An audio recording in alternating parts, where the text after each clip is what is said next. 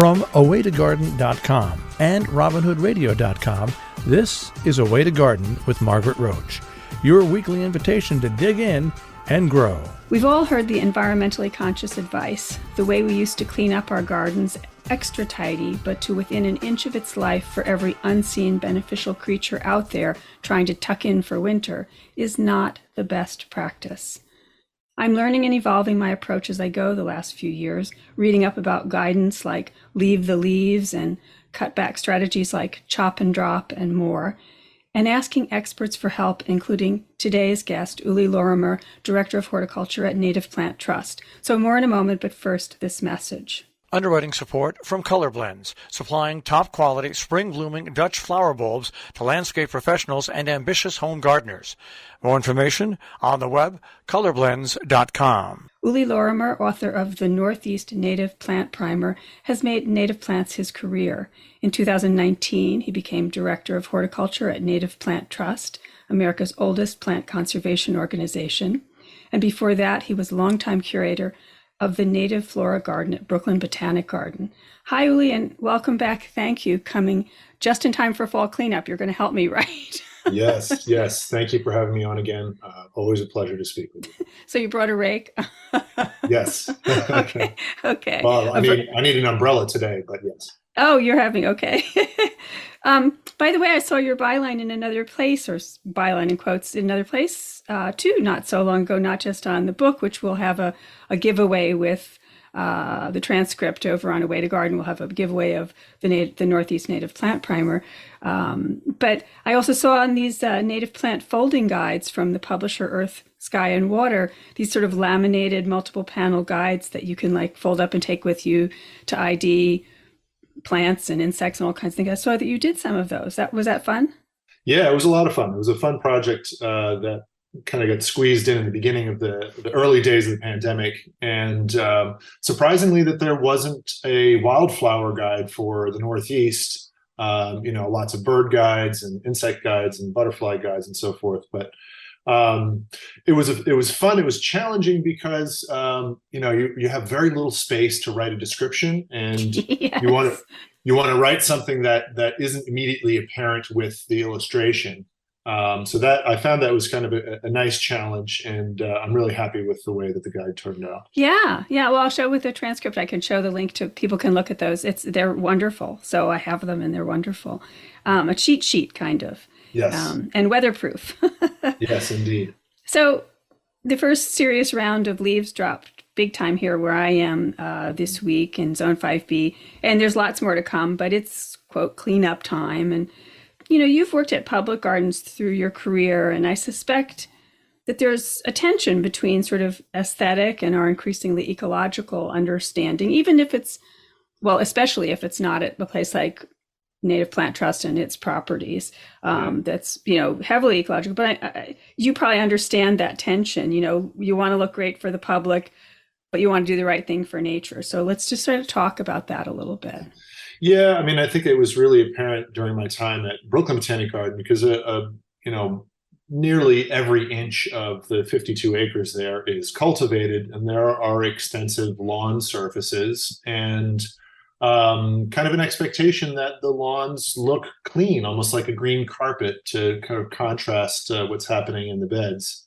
And the approach there was either to shred them in place, or we had these little vacuum attachments to the riding mowers where we could, suck them up. They'd get shredded a little bit. And then for the gardeners that were interested in shredded leaves, the grounds crew would come around and dump a load wherever you wanted of these nice shredded leaves that you could then put back onto the bed. So we did really try to keep all of that resource on site. So whether they were shredded or whether they became sort of a leaf mold pile that might get used later on in making compost or in potting soils, that was the approach. And I think that fortunately at Native Plant Trust and at Garden in the Woods, we really don't have much in the way of lawn surfaces, so it's not that big of an issue for us.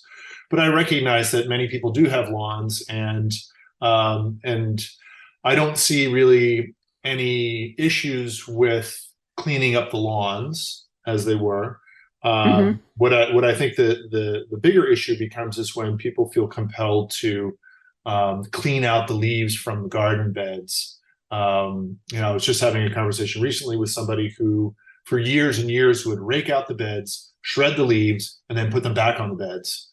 And Yeah. and I asked her, I said, how, that's a lot of work. Like, you set yourself up for a lot of work to put down things that, are just fine if you let them stay where they fall. Right.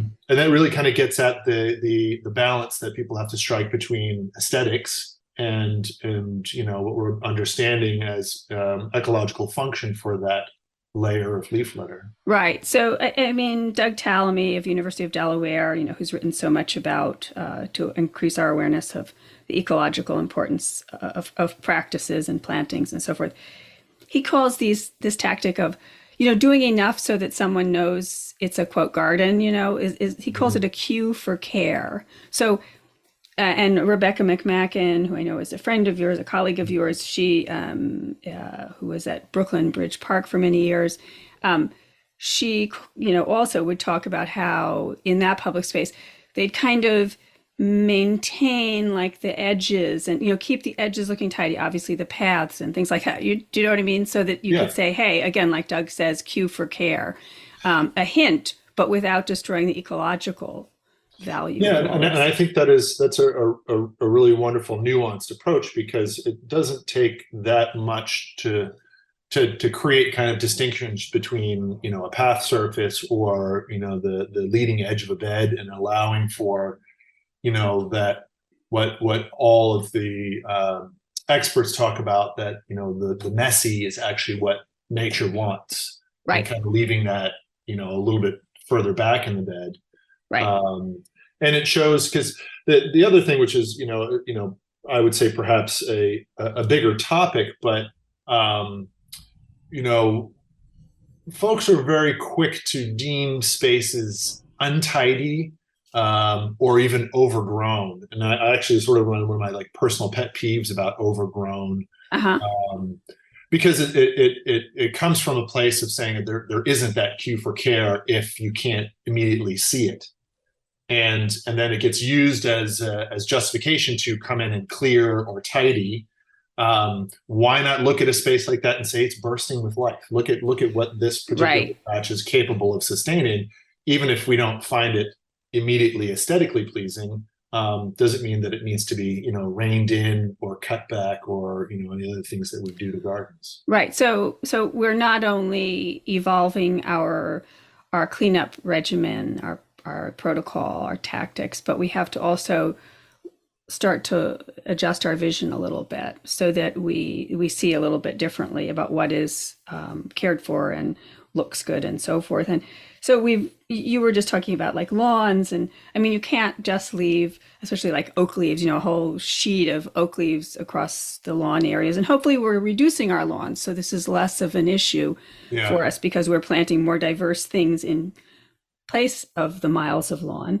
But and you talked about, further back in the bed, leaving things. And so, I have it began as almost like a collector's garden of many non-native plants included in it, 30 plus years ago.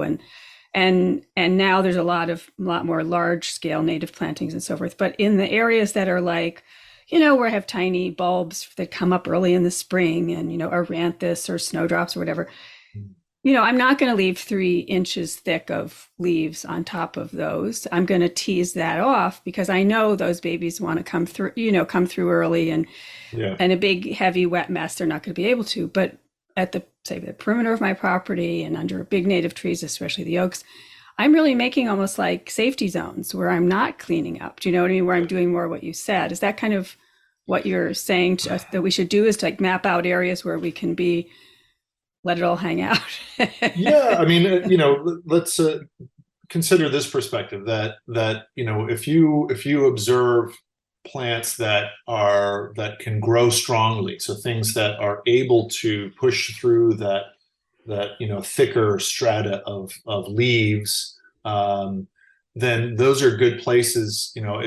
If you notice an area where the wind blows them in. Maybe it's a little depression or something Yes. where they naturally accumulate, then that's the place to try to design for that condition. Oh, that's such a great idea. That's And such a then, great idea. and then so thinking another, so the converse of that is then, if there are places that are naturally thin and sort of, wind swept, if you would like, maybe where there's a moss patch or something, those are places where you can start working with some of those more delicate, small or diminutive plants, the kinds that, as you indicated, would be smothered if it were under too much leaf litter.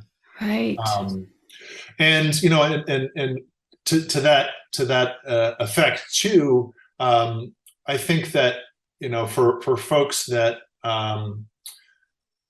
either hire services or use services or use equipment like blowers, to also think about where you blow the leaves year in and year out. Yes. Because that's another thing that we're, at Garden in the Woods, we have this one section of the garden. It's kind of it's a transitional space that we call Laurel Bend. And it had traditionally had much more mountain laurel, but they were in decline. And so we started kind of investigating a little bit, and it turns out that some of the stems were buried in, nearly 12 inches of leaf litter. And it was apparent because every year when you blew off the paths to make the paths tidy, you were kept blowing it into the, the stems would catch the leaves and then they would sit. And then the next year you would do it again and again. And so, they were accumulating at a rate faster than what nature would have done. And they were like suffocating. Yeah. And the natural duff layer that would have come from the maybe deciduous trees adjacent or above that would have been much lighter duff layer than this man-made debris, so to speak. Because, pushing debris out of the way. From one place to another. Yeah. And so, we, in the way that we approach our operations and management of the space is we're trying to be more conscious of those kinds of situations where we traditionally would have put the leaves in the same place every year. Maybe that's a spot where we rake it into a pile and pick it up and move it to, a mulch pile or something. And then there are other areas where, you can disperse the leaves with a blower without any concern.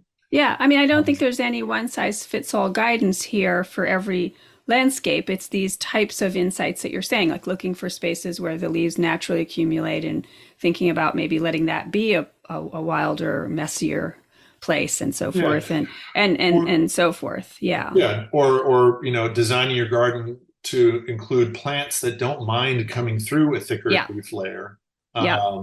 And to say that, we have fairly extensive areas with woodland phlox and creeping phlox. And so it's, in the winter, it's almost like a basal rosette, a ground cover. Uh-huh. And so we found that, it actually likes a little bit of leaf protection, sort of like insulation over the winter, but then it's something that will tease off most of it in the springtime so that it won't have to struggle through the thicker layers. So that's another approach. Yeah. So talking about then the other aspect besides the leaves, as I mentioned, I think in the introduction, is like that sort of chop and drop, the perennial cutbacks, and doing that a little differently where we do need to do it or want to do it. And, it used to be you cut everything down and that was it. And sometimes you put on a little fresh mulch or whatever, but it was just to within an inch of its life. And now we know that standing material is tons of bird food and overwintering sites similar to the leaf litter. It has all this ecological advantage. And so how are there places where you do cutbacks? Are there places and kind of, do you do them in stages and phases or? Yeah, I mean, I would add that I think there's also a growing awareness of the aesthetic benefits of leaving up seed heads. Yes. And so that there's more three-dimensional structure rather than this idea of, a fresh start in the spring where everything comes out of the ground at the same time. We have a sort of small grassland that we manage in that way, in which, some plants get cut back, others that we think have stout stems and seed heads that are attractive will leave in place. We tend to cut things to a maximum of 18 inches, but nothing less than that, uh, Mm-hmm. because those stems, and this was something that was kind of an aha moment for me recently, that not every perennial stem is hollow, at least when it's actively growing. Some have a hollow cavity. Many have a pith. And so the insects that nest in those, they don't actually nest in like this year's stem. Right. They nest Still in, tender. Right. yeah, Right. it takes time for that cavity to develop. And so that's why it's important to leave those things upstanding, or even, as you said, cut and bundled or cut and dropped nearby, to allow for those cavities to develop. And that is what the insects are after the following year and the year after that. And so that's something I think is also important, that, having those stems, you can bundle them if it's more aesthetically pleasing, or you can leave them where they lay. And next year's foliage kind of grows through all of it, and it gets hidden in a hurry. By Right. May, you never know what's under there, but the insects do, which is the important part. Right. And so if you're leaving things up 18 inches or whatever, so like meadow management, or you said a grassland, Yeah. areas that are lots of perennials in close proximity. Yeah. I mean, again, speaking to sort of Doug Tallamy's kind of advice and so forth, he would say, well, if you can, cut back a third of it every year, not all of it one year, because to your point, then you've always got some standing stems that are 18 inches or more. You do know what I mean? Well, that are going to ripen or harden and become those places of refuge for stem nesting bees and so forth. Yeah. You've got different ages of material. So that's another, is it to shift to do it on a partial, is either to cut it back part way or to every year cut a chunk of it back, I think is Yeah. another way to go about it. No, I mean, it's sound advice. I think you can also, from year to year, leave different clumps of things Yeah. standing, so it's not always the same thing, and that helps to kind of spread out that resource, as Dr. Townley suggests. Yeah. Yeah. So this sort of chop and drop that we were talking about.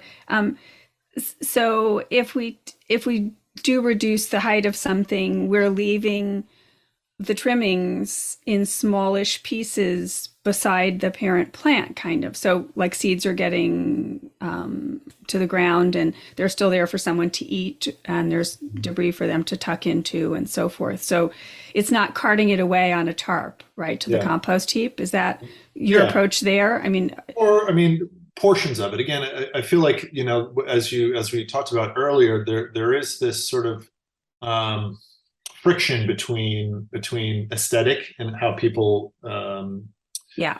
how they conceive of that in their gardens, and the desire to maximize ecological function. And I think that that threshold of how much of this can I tolerate is going to be different for some people, and we're hoping that people will increasingly be more tolerant of let's say like half of the debris staying and maybe the other half gets carted away, or 3/4 of it. But that's it in the end becomes, as so many things in gardens, a personal choice. Yeah. I mean, I'm finding, and my place is a couple of acres, so it's different from a lot of smaller places. But then again, you're talking about how many acres are you there at Garden in the We're Woods? 45. Yeah, so that's a whole different scale. But Yeah. what I'm finding is, because I'm an old gardener, I learned the old traditional ways. So what I'm finding that for me is the easier evolution is I'm identifying, as I spoke about briefly earlier, areas that can be this more native heavy and also a little wilder, looser. I'm transitioning some areas to that kind of Yeah. planting and management, and that is in a way making it easier than in areas where, say, closer to the house in a more formal bed, where I've got a mix of native and non-native plants. It's harder for me to come up with a strategy for those. Do you know what I mean? Because again, there might be a little flower bulb planting underneath, or there might be tiny primulas that are going to come, or Yeah. Yeah, so I'm finding by devoting areas in the periphery of the property coming in from the property line, which is I used to mow up to the property line on two sides, and I've backed up and I've come in and unmown those areas, and those have become my target areas for, all these beautiful oak leaves that fall on the lawn. They're moving over to you know what I'm saying is like, can we create zones, even small zones, that we can manage a little looser? Yeah. Well, and those more delicate plantings are a perfect place to take shredded leaves that fall on your site and Yes. to mulch them and to enjoy that a little bit tidier aesthetic. And if you have the space to allow the edges to be a little bit rougher or more wild. I wanted to ask, how do you manage your woody debris? Yeah, it's a problem. I'm surrounded by woods, and so I have a deer fence around most of the place, and there is some opportunity right outside the fence at the perimeter of my property to have some brush piles and so forth. So I do that with large woody things. Like if I lose a tree, I let the carcass lie unless it was right in the middle of the backyard by the door or something. I mean, right. And people kind of look agog, when they see that, because I've got some carcasses here. Yeah. Some old friends who are lying on the ground now, degrading into the soil and becoming part of the life. And, and that's my thing. So I try to make brush piles that aren't in prime area where I'm looking at them every day, because the nature of the garden right around the house doesn't allow for that visually to my eye. And I'm putting them at the perimeter, but I do have a couple, and large, takedowns, which I try never to take something down and make it a snag for years. And then eventually, if it has to come down or it comes down itself, I try to leave the carcass lie. And that's a different aesthetic, and not everyone would like that. But to me, it's important biomass that I want to have stay in the community, Yeah. Well, I bring it up because it reminds me of sort of two different approaches that I have. Well, one is the idea of using that woody, brushy debris a little bit more intentionally to you can make almost like a fence line with it. Yes. If you sink in a couple of vertical posts, then you can kind of weave it in between. Or orient everything in the same direction so that it looks a little more visually pleasing. But those brush piles are also really critical habitat for mammals and small birds and other things and insects that I think also need to figure into anybody who manages a garden knows you're inevitably going to have twigs and sticks and other things to deal with. And they can be treated kind of similarly with that same kind of intention to benefit wildlife. Right. Right. The other approach I wanted to bring up is one that I have had long conversations with one of my former colleagues, Chris Roddick, which I think you sure. Also formerly at Brooklyn Botanic Garden. Yes, an arborist. And it's about looking at how to prune trees to create sort of microhabitats for fungi and for other sorts of things, and that there's this a movement within the larger arboriculture community to don't just do flush cuts. If there's a natural break, then leave that, because that has all these little nooks and crannies that are places for insects and for lichens and fungi and other things to come into place, and even mimicking a natural breaks through what are called coronet cuts. So you're kind of using the chainsaw to rough it up and make it look jagged and natural. Right. That's what I do with my snags. Yeah. And I can give some links to that as well, to some of his work. Yeah. There's lots of wonderful information about how to do that and so forth. And it, I for me, and my aesthetic has developed over the years, I would prefer to look at a snag or what looked like a broken branch than a flush cut. I know what you mean. It looks artificial. Yeah. Well, and it also it means that humans have been there. Yes, exactly. Evidence of human. Yes. In the last like a minute or So I just want to ask you, I know you have a virtual event that I want to alert people to coming up in November, the Need for Seed, a symposium Yes. about the need for in restoration to have a good supply of seed or regional seed sources of natives. But just to say that there's lots of education, much of it virtual, available through Native Plant Trust, right? And I'd love to give the link with the transcript of that. But there's some great events coming up, yes? Yeah, the symposium is we're really excited to launch this. The registration is free for all the participants, thanks to support from the U.S. Fish and Wildlife Service. That's great. And really, what we're doing is we're as an organization trying to step in to fill a really missing piece in the native plant material supply chain in the Northeast, and that is so important. Yeah. There aren't enough facilities to clean and store seed, and there's a huge gap in the availability of genetically diverse, regionally appropriate, locally collected seed that not only feeds into restoration projects, but would also feed into like retail consumer demand and growing plants from those seeds. Well, I'll give the link to that and lots of other links with the transcript of the show. I'm so glad to talk about cleanup and more. Now you're going to get me going out and looking at my brush piles. So Good. Thank you, Uli. Thanks for making time this morning. You bet. Talk to you soon again, I hope. Thank you, Margaret. Underwriting support from Color Blends, supplying top-quality, spring-blooming Dutch flower bulbs to landscape professionals and ambitious home gardeners.